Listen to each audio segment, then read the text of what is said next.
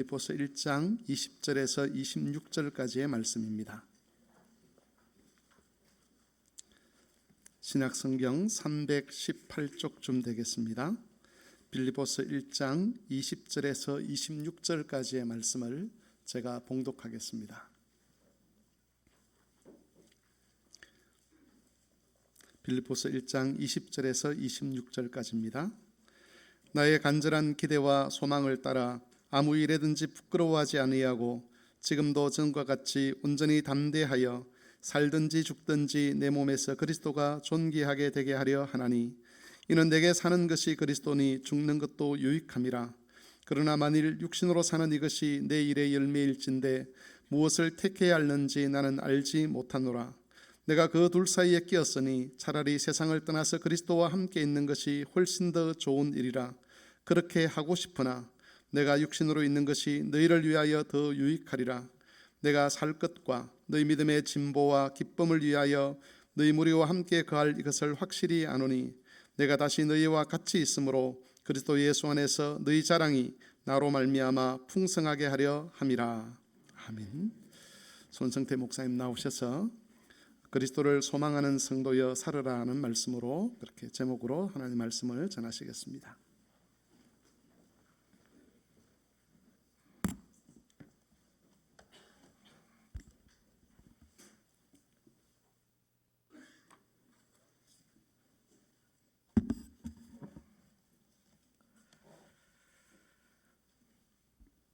성도 여러분, 예수님을 사랑하십니까? 예수님을 소망하십니까? 그렇다면 오늘 이 시간 예수 그리스도를 사랑하고 소망한 우리들로 하여금 하나님께서 누리게 만드신 큰 은혜 하나를 같이 좀 말씀을 통해 상고해 보겠습니다. 우리에게 너무나 자연스럽고 또 우리가 늘 누리고 있는 것인데 그게 늘 자연스럽고 당연한 것이라서 그 귀중함을 생각하지 못할 때가 좀 있고 잊어버릴 때가 있습니다. 바로 그게 뭐냐면 오늘 제목처럼 그리스도를 소망으로 삼은 성도는 하나님께서 함께 살으라고 하신다는 겁니다. 그래서 이 시간 이 말씀을 함께 상고하면서 여기 우리 성막의 모든 성도님들께서 그리스도를 소망하는 성도로 함께 더불어 살기를, 서로 함께 위로하고 격려하며 힘있게 살기를 소망하고 다짐하는 이 시간이 되었으면 합니다. 성도 여러분, 하나님께서 우리에게 우리를 구원하시고 백성들에게 주신 큰 이름 하나가 있습니다. 바로 성도입니다. 죄인이었던 우리들을 하나님께서 그 아들의 피로 값주고 사셔서 자기 백성 삼으시고 우리를 성도로 불러주셨습니다. 근데 우리가 서로를 향해서 누구누구 성도님이라고 부를 때 그 성도라는 말을 가만히 생각해 보면 조금은 어색합니다. 왜냐하면 성도가 한자가 어떻게 되죠? 거룩할 성자에 무리 도자를 씁니다. 한 사람을 부르면서 한 사람인데 누구누구 성도 한 명인데 거룩한 무리여 이렇게 부르게 되니까요. 즉 성도는 그 이름 자체에서 개인이 아니라 여럿의 무리로 사는 사람이라는 것을 이미 담고 있는 겁니다. 그래서 우리가 누구누구를 향해서 성도라고 부르면요, 거기에는 예수 그리스도를 믿는 자로 혼자 살지 않는다라는 선언도 들어가는 것입니다. 바로 성도로 하나님께서 우리를 부르셨습니다. 그래서 하나님은 그 아들을 머리로 삼으셔서 우리 모두를 개인으로 두지 아니하시고 지금 여기 서로 확인하시는 것처럼 함께 언약 백성으로 한 교회의 몸된 지체로 부르셔서 교회를 이루게 하셨습니다. 성도 여러분, 성도로 예수 그리스도를 나 혼자 믿는 것으로 부르지 아니하시고 이렇게 우리 눈에 보이듯이 한 무리로 불러 살게 하신 것이 하나님의 뜻이라는 것을 늘 잊지 마시고 확신하시기를 바랍니다. 자, 그럼 도대체 왜 하나님은 우리를 예수 그리스도를 그냥 혼자 믿게 하지 아니하시고 그 구원 나 혼자 믿고 가게 하지 아니하시고 또 불러서 이렇게 무리로 성도로 부르셨을까요? 그것은 우리로 하여금 바로 자라게 하시기 위해서입니다. 예수 그리스도의 장성한 분량에 이르기까지 함께 더불어 자라가게 하시기 위해서, 그렇게 자라게 하시려고 함께 모이게 만드셨습니다. 오늘 우리가 읽은 본문에서 바로 그렇게 함께 더불어 살아 그렇게 서로에게 유익을 끼쳐 그리스도의 장성한 분량에 이르러 가는 것이 하나님의 큰 뜻이라는 걸 여러 갈등 속에서 발견한 한 사람이 등장합니다. 바로 이 본문의 이 서신의 주인공인 바울이 바로 그것을 우리에게 고백합니다. 오늘 우리가 읽은 본문이 빌립보서입니다. 사도 바울이 빌립보 교회에 편지인데요. 이 빌립보 지역은 좀 특별한 성격을 가지고 있습니다. 여러분, 빌립보가 왜 빌립보인지 아십니까? 알렉산더 대왕의 그 아버지 필립 2세가 세운 도시라서 그 이름을 따서 빌립보 이제 이렇게 지었는데요. 나중에 이 빌립보가 로마가 들어섰을 때 로마의 식민지가 됩니다. 사도행전 16장에서 이 빌립보가 소개될 때 마게도냐의 첫 성이라고 하면서 로마의 식민지라는 표현으로 이 빌립보를 소개합니다. 그런데 여러분, 식민지라고 하면 어떤 느낌이 드십니까?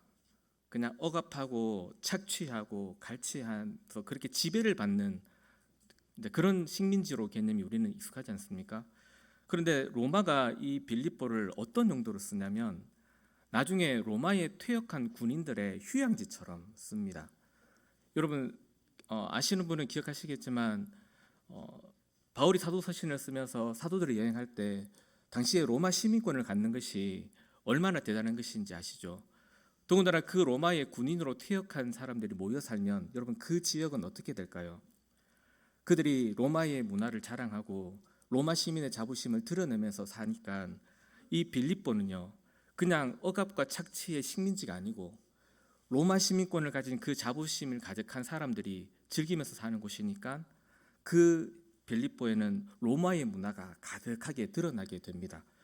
그래서 이 빌립보를 보면 한마디로 뭐가 보일까요? 빌립보에 사는 사람들이 로마의 문화와 로마의 그런 관습들을 자랑하면서 사니까 온 곳에 그런 흔적들이 묻어 있으니까 이 빌립보를 보면 뭐가 보인다? 로마가 보입니다. 바로 그런 의미에서 이 빌립보를 로마의 식민지라고 부릅니다. 바울이 이 빌립보에게 편지를 쓰면서요 바로 이 로마의 식민지 개념을 가지고 이 편지를 쓰는 것이 곳곳에 묻어납니다. 즉 교회를 빌립보가 로마의 식민지듯이 교회를 하나님 나라의 식민지로 바라보는 것입니다. 오늘 우리가 읽은 26절까지 읽었는데 바로 그 다음 27절을 보시면 바울이 이 빌립보 성도들을 권면하면서 그 하늘의 시민으로서 합당한 노릇을 하라라고 그렇게 말하기도 하고요. 또 3장에 가면 우리의 시민권은 어디에? 하늘에 있다라고 말하는 건 역시 그렇게 바울이 교회는 하나님 나라의 식민지로서의 그 정체성을 가지고 있다라는 개념을 가지고 있음을 우리에게 보여줍니다. 성도 여러분 어떠십니까? 우리 성막교회를 보면 하나님 나라가 보이더라. 참 멋지지 않습니까? 바로 그것을 위해 우리는 오늘 그 사도의 고백을 통해서 함께 살아가는 성도여야 함을 이 시간 함께 계속 살펴보려고 합니다. 서로 세워주며 서로 부족함을 채워주며 하나님께서 홀로 살게 하지 아니하시고 자기 자녀로 부르셨으되 함께 모아 그 하나님 나라의 식민지로서 하나님 나라를 보여주는 그리스도의 몸된 교회로 서라고 그렇게 우리를 더불어 살게 하셨다는 겁니다. 자, 이 얘기를 좀 더 이제 구체적으로 한번 살펴보겠습니다. 오늘 우리가 1장의 한 부분을 읽었는데 이 짧은 본문 안에 바울의 세 가지가 들어있습니다. 소망과 갈등과 확신입니다. 먼저 바울에게는 간절한 소망이 하나 있음을 우리에게 이야기합니다. 우리 20절, 21절 같이 한번 읽어보시겠습니다. 나의 간절한 기대와 소망을 따라 아무 일에든지 부끄러워하지 아니하고 지금도 전과 같이 온전히 담대하여 살든지 죽든지 내 몸에서 그리스도가 존귀하게 되게 하려 하나니 이는 내게 사는 것이 그리스도니 죽는 것도 유익함이라. 여러분 바울의 소망이 뭔지 보이십니까? 살든지 죽든지 뭐 하는 것? 그리스도가 존귀케 되는 것을 자신의 소망으로 삼았습니다. 여러분, 바울은 왜 이것을 자신의 소망으로 고백할까요? 바울의 서신서 전체를 보면 바울은 정말 예수님을 사랑했다라는 것을 알 수 있습니다. 그냥 겉으로 보고 있으면요, 저는 개인적으로 마치 누군가를 딱 사랑하는 사람처럼 보입니다. 자신을 찾아와 주셨던 그 그리스도를 기억하고 정말 그리스도를 온몸으로 전 삶으로 혼자 홀로 딱 사랑하는 사람처럼 자신의 전생애를 바쳐 그리스도만을 향해 가는 그런 사도로 서 있거든요. 자, 그런데 이 소망 안에서 바울이 여러분 갈등을 느낍니다. 무슨 갈등을 느끼냐면, 여러분, 살아서도 죽어서도 그리스도를 모두 존귀하게 할 수 있다 그랬거든요. 자기는 그렇다 그랬습니다. 여러분, 그러면 한 가지 물어보겠습니다. 여러분들이시라면 살아서나 죽어서나 모두 그리스도를 존귀하게 할 수 있습니다. 그런데 그 중에 하나를 택하시라면 우리 성도님들은 뭘 택하시겠습니까? 살아서도 그리스도를 존귀케 할 수 있고 죽어서도 그리스도를 존귀하게 할 수 있습니다. 자, 그래도 하나 택하라면 어느 쪽을 택하시겠습니까?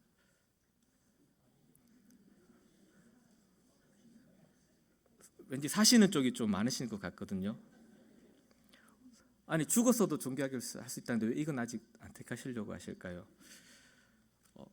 근데 바울은요, 조금 다른 갈등을 합니다. 여러분, 22절, 23절 바울의 그 갈등이 묻어 있습니다. 같이 한번 읽어보시겠습니다. 그러나 만일 육신으로 사는 이것이 내일의 열매일진데 무엇을 택해야 하는지 나는 알지 못하노라.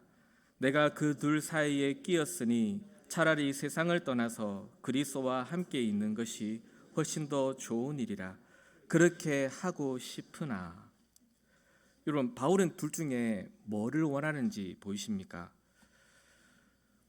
먼저 22절을 보시면 나는 뭘 택해야 될지 잘 모르겠다고 합니다. 근데 가만히 보시면 육신으로 사는 것이 내일의 열매라면 나는 어느 것을 택할는지 모르겠답니다. 말이 조금 이상한데요, 이게 이런 뜻입니다. 이 세상에서 사는 것이 자신에게 허락되어 있다는 걸 안다는 겁니다. 자, 그런데 바울은요, 자기 안에는 다른 걸 원하고 있는 겁니다. 나는 이걸 원하고 있는데 하나님은 현실에서 저거라고 하시네. 그러니까요, 나는 솔직히 둘 중에 택할 그런 권한도 이렇게 하고 싶은데 저렇게 하라 하시니 뭘 택해야 될지 모르겠다. 지금 이렇게 갈등을 지금 말하고 있는 겁니다. 자, 그런데 여러분, 그럼 바울이 지금 이 둘 중에서 택하고 싶은 건 뭔지 보이셨습니까? 바로 23절입니다. 내가 그 둘 사이에 끼었으니, 그 둘이 뭘까요? 사는 것과 죽는 것 사이에 끼어 있는 겁니다. 그런데 그 중에서 바울은 뭘 원하냐면, 끼었으니 차라리 뭐 하는 거요? 세상을 떠나서 그리스도와 함께 있는 것이 훨씬 더 좋은 일이라서 그렇게 하고 싶으나. 뭐 하고 싶다고요? 차라리 세상을 떠나고 싶다고. 한마디로 살고 싶다, 죽고 싶다? 이게 죽고 싶다고 해버리면 말이 되게 이상하긴 한데요, 바울은 사는 것과 죽는 것 사이에서 모두가 그리스도를 존귀하게 할 수 있는데 그래도 자기가 택하라 한다면 나는 죽는 것을 택하고 싶답니다. 근데 그 이유가 뭐냐면요, 여러분, 우리가 뉴스를 통해서 또 우리가 살아가는 이웃들을 보면서 사는 것과 죽는 것 사이에서 삶을 포기하는 많은 이들을 보게 됩니다. 죽음을 쉽게 택해버린 자들을 보게 되는데, 여러분, 그 이유가 여기서 바울이 말하는 이유와는 다릅니다. 세상 사람들이 살다가 삶이 버거워서 죽음을 택하는 이유는요, 이 삶을 빨리 벗어나고 싶은 거죠. 이 고통을 벗어나고 싶은 겁니다. 그런데 바울은 그런 개념이 아닙니다. 바울은 누군가를 보고 싶은 겁니다. 뭐라 그랬죠? 세상을 떠나서 누구와 함께? 그리스도와 함께 있는 것이 좋아서, 자기가 그토록 사랑하고 자기를 그렇게 사랑하시는 그리스도를 빨리 보고 싶어서 바울은 차라리 둘 중에 하나를 택하라면 죽는 쪽을 택하고 싶어 한다는 겁니다. 자, 그런데 이게요, 바울한테 바로 문제입니다. 왜냐하면 그리스도와 함께 있고 싶다고 지금 자기 마음대로 죽을 수 있다 없다? 이건 자기 소관이 아닌 거예요. 그럼 그건 누구 소관입니까? 자신의 살고 죽는 건 누가 결정하는 거다? 하나님이 결정하시는 거지 자기가 결정하는 것이 아니기 때문입니다. 그러니 그리스도를 너무 사랑하고 그분과 빨리 있고 싶은데 자기 마음대로 죽을 수는 없고, 그러니 바울에겐 이것이 하나의 갈등이라고 할 수 있습니다. 여러분, 아마도 바울이요, 이 소망 안에서 이 갈등에 대해서 참 많은 고민을 하지 않았을까 싶습니다. 하루라도 빨리 그분을 뵙고 싶은 마음이 바울에게는 정말 많이 컸을 겁니다. 오늘 이 바울의 이 고백이 빌립보서에서만 묻어 있지 않습니다. 로마서, 고린도서, 데살로니가서 그의 서신 곳곳에서 자기는 그리스도와 함께 있고 싶어 한다고 그렇게 누누이 계속 고백을 하거든요. 정말 누군가를 간절히 짝사랑하는 사람처럼 그런 바울로서 이 갈등은 그저 한번 스쳐 지나가는 그런 생각이 아니었다라는 걸 보게 됩니다. 자, 그럼 여러분 이제 어떡하죠? 자신의 모든 것을 다해서 그리스도를 존귀하고 싶어하는 바울인데, 그 중에서 그래도 하나 택하려면 죽기를 바라는 바울인데, 그래서 그리스도를 보고 싶어하는 바울인데 그 선택이 자기 마음대로 안 된다고 지금 했습니다. 자, 이 갈등 속에서 바울은요 이제 확신으로 나아갑니다. 아마 많은 갈등을 했을 건데 그 갈등이 해소된 거예요. 왜 해소되었냐면 그 갈등 속에서 하나님의 뜻은 이거다라는 걸 발견했기 때문입니다. 바로 24절 20에서 26절까지입니다. 우리 같이 한번 읽어보시겠습니다. 내가 육신으로 있는 것이 너희를 위하여 더 유익하리라. 내가 살 것과 너희 믿음의 진보와 기쁨을 위하여 너희 무리와 함께 거할 이것을 확실히 아노니, 내가 다시 너희와 같이 있으므로 그리스도 예수 안에서 너희 자랑이 나로 말미암아 풍성하게 하려 함이라. 여러분, 바울이 확신합니다. 뭘 확신하는지 보이십니까? 하나님은 자기를 어떻게 하라 하신다? 살으라고 하신다고요. 24절을 보시면 내가 육신으로 있는 것이 너희를 위하여 더 유익하리라. 그래서 25절에 내가 살 것과 너희 믿음의 진보와 기쁨을 위하여 너희 무리와 함께 거할 이것을 어떻게 안다고요? 확실히 압니다. 바울은 하나님께서 자신의 이 두 갈등 속에 하나님 주신 답은 이거다라는 것을 확신한다는 겁니다. 그 답이 뭐라고요? 내가 사는 것입니다. 내가 살아야 한다는 것, 하나님께서 나를 살게 하신다는 것, 지금 나보고 이 갈등 속에 있는 나를 보고 하나님은 살으라고 하신다는 것을 확실히 안다라고 바울은 고백합니다. 그런데 왜 살으라 하시냐고요? 왜 하나님은 이 바울더러 살으라고 하시냐라는 겁니다. 뭘 위해서요? 자신이 살아? 지금 이 빌립보 교회 성도들에게 뭐 하라고? 그들에게 유익을 끼치라고. 그들의 믿음의 진보와 기쁨을 이루는 유익을 이 사도로 하여금 끼치게 하시려고 하나님은 이 바울로 하여금 지금 살게 만드신다는 겁니다. 여러분, 교회는 사도들의 터 위에 섭니다. 이방인의 사도로서 바로 하나님께서 왜 바울을 끝까지 살게 만드시냐면, 교회의 터를 세우는 건축자로서 이 사도를 살게 해서, 끝까지 살게 해서, 하나님이 그만 됐다라고 하실 때까지 살게 해서 이 사도의 터 위에 바로 교회를 든든하게 세우시려고 하신다라는 겁니다. 바울이 그 부름이 여전히 자기에게 있다라는 걸, 허락되고 있다라는 걸 바울이 확신한 거죠.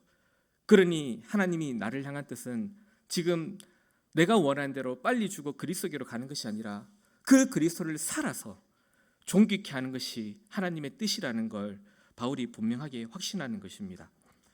여러분, 바울의 이 확신이 얼마나 컸냐면요, 이 확신이 바울로 하여금 자신의 처한 어려운 현실의 상황을 뛰어넘게 만들어버립니다. 뭐냐면 여러분 바울이 지금 이 빌립보 서신을요 어디서 쓰시는지 아십니까? 바로 앞에 에베소, 빌립보, 골로새서 세 권을 묶어서 어디서 썼다? 그죠, 옥중 서신입니다. 여러분 감옥에서 이걸 쓰고 있는 거예요. 여러분 한번 생각해 보시죠. 그렇게 열심히 선교를 하며 교회를 세워가던 사도가 드디어 감옥이라는 한 장소에 갇혔습니다. 여러분 같으면 어떻게 하시겠습니까? 상황이 이러면 이제 하던 일 안 해도 되지 않을까요? 더 이상 이제 내가 할 일은 끝났구나라고 생각해도 되지 않겠습니까? 복음을 전하며 교회를 세우며 교회를 돌아보고 가난한 교회를 위해서 헌금했던 그 일들, 자신이 겪었던 그 모든 고단한 생에 이젠 더 안 가도 되겠구나라고 그 마음 접어도 되지 않을까요? 상황이 이러니까 더 이상 내가 할 수 있는 일은 없다라고 내려놓아도 되지 않겠느냐 말입니다. 자, 그런데 바울이 이 감옥이라는 곳에서 이 하나님의 확신을 깨닫고 다시 일어섭니다. 비록 내 몸은 갇혔고 자신의 상황은 갇혔지만 교회를 세워가시는 하나님의 뜻은 멈추지 않는다. 자기를 살게 하셔서 이 감옥에서라도 자기를 살게 하셔서 그리스도의 몸된 교회를, 그 성도들을 세우는 일을 하나님은 멈추지 않으신다라는 것을 확신하고 일어섭니다. 그래서 이 빌립보 감옥에서 빌립보 교회에 유익을 끼치기 위하여 사도로 할 수 있는 마지막 최선을 다합니다. 그게 뭘까요? 바로 붓을 들고 지금 뭐 하고 있다? 교회를 향하여 이 서신을 쓰고 있는 것입니다. 여러분, 도대체 뭐가 바울로 하여금, 이 사도로 하여금 감옥이라는 그 상황마저 초월해서 교회를 위해 살게 만들었냐고요? 바로 자신의 생애에 대한 하나님의 이 부르심 하나를 확신했기 때문입니다. 자신이 살아 하나님의 교회와 성도들의 유익을 풍성하게 하신다는 것, 바로 그 뜻을 알아 그 하나님의 통치에 기꺼이 자신을 계속 참여시켜 내고 있는 거죠. 성도 여러분, 이 바울을 향한, 이 바울로 하여금 깨닫게 하셨고 바울이 깨달았고 바울이 참여한 이 은혜의 통치를 하나님께서 우리로 하여금 계속 참여하게, 지금 바로 여기서 그 하나님의 뜻에 우리를 참여하게 만드셨다는 것 아십니까? 뭐냐면 바로 그 사도를 살게 하셔서 교회에 주고자 하셨던 그 믿음의 진보와 기쁨에 지금 여기 우리들을 참여하게 만드셨다라는 것입니다. 사도들의 터 위에 교회를 세우고자 하셨던, 그래서 사도를 살게 하셨던, 그래서 바울이 깨달았던 그 하나님의 뜻에, 그 뜻 위에 지금 여기 우리들을 세우셔서 그 하나님의 뜻을 참여하게 만드셨다라는 거죠. 여러분, 이걸 우리가 매번 예배 때 모일 때마다 고백합니다. 어떻게 해요? 오전에는 사도신경으로, 오후에는 니케아 신경으로 공교의 신조를 고백합니다. 여러 가지 의미가 있지만 중요한 것 하나가 우리 모두가 그 사도들의 터 위에 서 있는 교회라고 고백을 하는 것입니다. 하나님께서 사도들을 통해 세우고자 하셨던 그 교회에 하나님께서 우리를 위하여 그 사도를 살게 하셨음을, 2000년 전 우리를 위하여 이 사도를 끝까지 붙잡고 버티고 살게 만드셨음을 고백하면서 그 감사의 고백을, 우리가 그 터 위에 서 있음을 함께 고백하며 하나님의 뜻에 참여하고 있다고 그렇게 우리가 밝히는 거죠. 그러니 성막교회 성도 여러분, 이 하나님의 뜻을 사도들의 터 위에 교회를 세우시기 위하여 이 사도를 끝까지 살게 만들고자 하셨던 그 하나님의 뜻을 잘 받들어가는 성도들이 되시기를 소망합니다. 어떻게 해요? 더욱더 굳건하게 사도들의 터 위에 서는 교회로 우뚝 서는 것입니다. 공교회의 신조의 고백 아래에서 성부와 성자와 성령 하나님을 아는 지식에 자라가고 거짓된 신앙이 아니라 하나님의 진리의 말씀에 굳건하게 붙잡혀서 흔들리지 말고 더욱 바른 신앙으로 굳게 자기 스스로를 세워가는 것, 바로 이 사도를 살게 만드신 그 하나님의 뜻에 감사하면서 자신을 참여시키는 성도가 되는 것입니다. 우리 성막교회 모든 성도님들, 사도들의 터 위에 굳건하게 서가는 교회 되기를, 그 교회의 성도 되기를 다짐하시고 더 믿음의 진보를 이루기 위하여 하나님의 말씀에 더 풍성하게 사로잡히는 성도 되시기 위하여 함께 힘을 내시는 우리 모두가 되기를 부탁드립니다.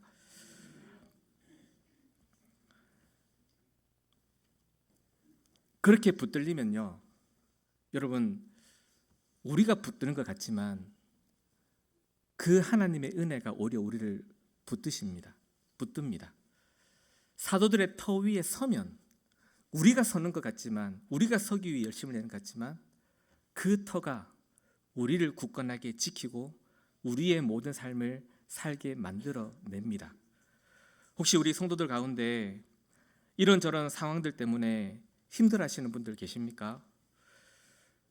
이런저런 상황들 때문에 움츠러들고 계시는 분 계십니까? 왜 무너져 있고 왜 넘어져 계십니까? 그 상황 때문이고 그런 환경 때문이라고 말씀하십니까? 아닙니다. 우리 안에 우리를 붙드는 은혜가 없기 때문입니다. 성도는, 하나님의 백성은 이 땅을 잘 만들어진 환경을 걷는 존재로 보내신 것이 아니고 험악한 곳을, 어두운 곳을, 사망이 음침한 골짜기 같은 곳을 하나님이 주신 은혜로 인해서 뚫고 지나가도록 세운 존재들입니다. 성도 여러분, 환경을 탓하는 것이 아니라, 내가 걸어가는 그 삶의 주변을 탓하는 것이 아니라 바로 하나님이 나의 목자가 되시고 하나님의 말씀이 나를 붙잡으시는 은혜가 되어서 그 하나님의 은혜로 모든 상황들을 굳건하게 이겨가시는 우리 성도들 되시기를 바랍니다. 마치 이 바울이 그 감옥이라는 환경 아래에서 그 환경에 움츠러들지 않고 하나님의 뜻을 발견함으로 그 뜻에 붙들려 거기서 사도로서의 삶을 끝까지 살아내었던 것처럼 말입니다. 이를 위해서 하나님께서는 지금도 바로 우리로 하여금 계속해서 일하고 계십니다. 우리가 그 사도들의 뜻에 참여하도록, 그 사도들의 터 위에 굳건하게 서는 자로 살도록 하나님은 지금도 우리에게 일하고 계십니다. 많은 것들을 말할 수 있지만 가장 기본적으로는 그렇게 우리로 하여금 지금도 사도들의 유익을 끼쳐가도록, 그 은혜에 우리가 유익을 얻도록 바로 교회의 직분을 세워서 우리를 다스리고 계신다라는 거죠. 목사와 장로와 집사와 권사님들을 세우셔서 교회가 사도들의 터 위에서 그 사도의 유익을 입듯이 계속해서 사도들의 터 위에서는 교회가 되도록 이 직분들을 세워 우리를 통치하십니다. 혼자 걸으면서 힘들어하지 말라고, 서로 사랑을 주기도 하고 받기도 하면서 그렇게 서로의 유익을 끼쳐가며 자라가라고, 그렇게 하나님께서 우리를 돌보시는 방편으로 바로 직분들을 세워서 지금은 그 사도가 없지만 그 사도성을 가진 교회로, 사도성을 가진 성도로 서가도록 우리를 돕게 하시고 채우게 하십니다. 자, 그런데 이 직분들을 세우셨을 때 무조건 직분자들로부터 우리가 그 유익을 받는 것만 하는 것도 아닙니다. 오히려 성도들이 또 이 직분자들을 더 유익을 주며 세우기도 합니다. 예를 들면요, 여러분, 목사는 가장 먼저 된 우선 직분이 목사인데, 목사는 성도들에게 그 유익을 끼치는 일만 할까요? 아닙니다. 목사도 성도로부터 유익을 얻으며 자랍니다. 여러분, 개인적으로 목사가 제일 기쁠 때가 언제일까요? 저는 이때라고 생각하거든요. 언제일까요? 성도들께서 목사가 전하는 그 설교의 자리에 잘 있어주는 것만큼 고마울 때가 없습니다. 왜냐하면 그 자체가 저 목사의 직분을 통해 주어지는 말씀은 하나님의 말씀이라 고백해 주는 거거든요. 그만큼 목사에게 큰 영광이 없습니다. 그래서 성도들 가운데 말씀에 열심을 내는 목사가 있으면요, 목사는 긴장을 합니다. 그럼 목사는 어떻게 할까요? 더 긴장하고 더 말씀에 전념할 수밖에 없습니다. 성도들이 목사를 잘하게 만드는 거죠. 그래서 목사가 잘하면 누구한테 유익일까요? 성도들에게도 더 유익이 됩니다. 함께 자라게 만드는 거죠. 목사뿐이겠습니까? 장로님들도 그렇고 권사님들도 그렇고 집사님들도 그렇습니다. 무조건 섬겨서 성도들의 유익을 끼치는 자로만 있는 것 같지만 아니요. 그 유익을 받으면서 하나님의 통치를 누리는 그 성도들을 보며 내 부족함을 더 발견하게 되고 그 직분자들은 더욱더 분발하여 또 자라가게 되며 서로에게 상호 유익을 끼치게 됩니다. 여러분, 교회에서뿐일까요? 가정에서도 더 그렇습니다. 남편과 아내가 하나님이 서로에게 유익을 끼치라고 세운 존재요. 부모와 자녀들 역시 마찬가지로 서로에게 유익을 끼쳐 자라가라고 세운 하나님의 백성들입니다. 우리는 가만히 생각하면 자녀들은 늘 부모로부터 유익을 받는 존재라고만 생각하는데 그렇지 않습니다. 자녀들 또한 부모에게 유익을 끼치는 존재가 됩니다. 저희 집에 자녀가 몇 명인지 아시죠? 돌아보면 첫째, 둘째 때까지만 해도 저는 부모로서 참 늘 모자랐던 것을 고백하게 됩니다. 어제도 차를 타고 가족들끼리 한번 이렇게 돌면서 옛날 얘기하면서 같이 웃곤 했는데요. 참 미안해요. 왜냐하면 부모로서 되게 어렸을, 과거는 첫째, 둘째까지만 해도 부모로서 되게 어렸었거든요.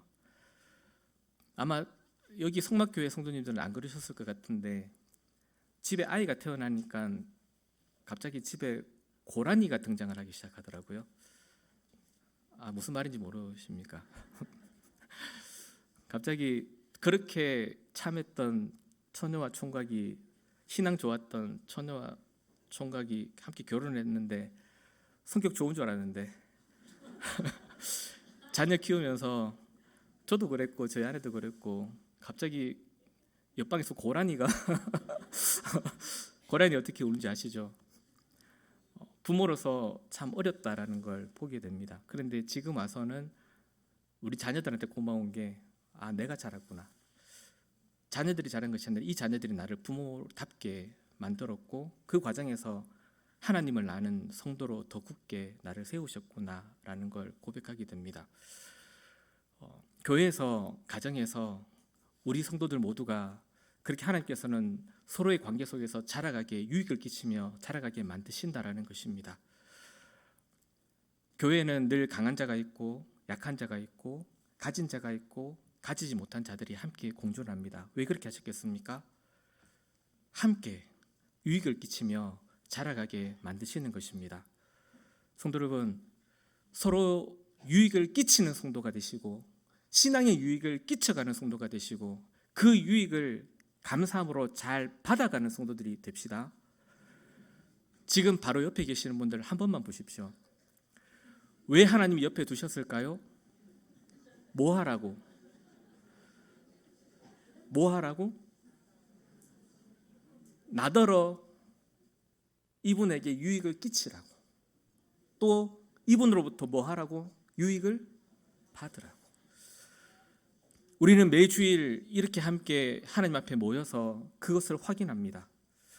우리 성막교회 성도 여러분, 하나님께서 지금도 우리를 혼자 살게 하지 아니하시고 그리스도의 성도로 함께 불러 그리스도를 소망하는 자로 함께 살으라고 하십니다. 서로의 유익을 끼치며 살으라 하십니다. 온 힘을 다해 스스로 신앙에 자랄 뿐만 아니라 서로의 신앙을 자라가게 만들면서 그리스도의 몸된 교회로 그 장성한 분량에 이르기까지 자라가라, 살으라고 하십니다. 우리가 살아가는 이 세상에 이 나라가, 이 민족이 주변에 어떤 환난과 어떤 고민들이 있든지 흔들리지 말고 굳건하게 그렇게 한 몸으로 살아서 어두워져가는 이 세상 속에 하나님 나라 식민지가는 여기 있다고, 이 성막교회를 바라보는 자들로 하여금 이 세상과 다른 나라가 있다고, 그 하늘의 통치가 여기 있다고 당당하게 보여주는 우린 그런 교회, 그런 성도 되시기를 부탁드립니다. 말씀을 정리하겠습니다. 하나님께서 사도를 살게 하셔서 그리스도를 소망하는 그 사도를 살게 하셔서 교회를 든든히 세우셨듯이 우리가 그 터 위에 굳게 선 교회가 되어 지금도 우리를 살게 하셔서 서로에게 유익을 끼치며 그리스도 한 분만 소망하여 가게 만드시는 그 하나님의 뜻 앞에 우리 함께 살아가는 우리 거룩한 성막교회의 성도들 되시기를 바랍니다. 우리 함께 이 시간 이 말씀 기억하며 사회자 나올 때까지 잠시 기도하시면 좋겠습니다. 그리스도를 정말 소망하십니까? 나 홀로 두지 않고 함께 하나님 나라 살게 하신 것에 감사하십니까? 굳건한 반석 위에 참된 믿음으로 서는 성도가 되겠노라 다짐하시고 또 내가 살아 내 옆에 성도들을 돌보며 그 유익을 끼치는 성도가 되겠노라고 우리 그렇게 하나님이 인도해 달라고 우리 잠시 같이 한번 기도하시겠습니다. 기도하겠습니다.